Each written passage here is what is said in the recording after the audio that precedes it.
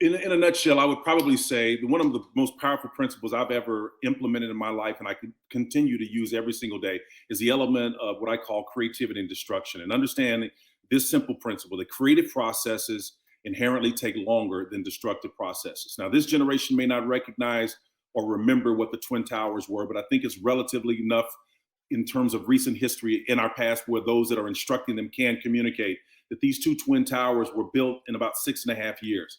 And there's no way that you shorten that cycle to build that. You go 12 stories down and then stories up, and you put the tower on number two 6.5 years later.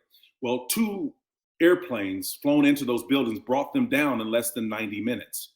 And so the idea is it has to go from cognitive understanding to behavioral transformation. That is to say, okay, Mr. Tillman, I understand the concept. The buildings took 6.5 years to build, but they came down in 90 minutes. Well, the principle or the takeaway is you can never create something, a career, a relationship, whatever it is, in the time that it takes you to instantly destroy it.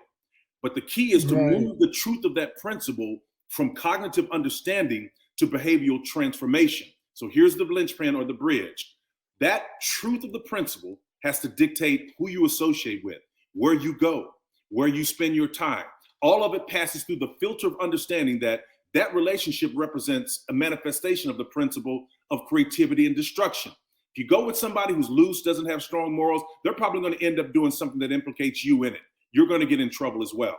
Understand that your life is a creative process, and it will take far longer to resurrect it should something go wrong than it does to create it from scratch.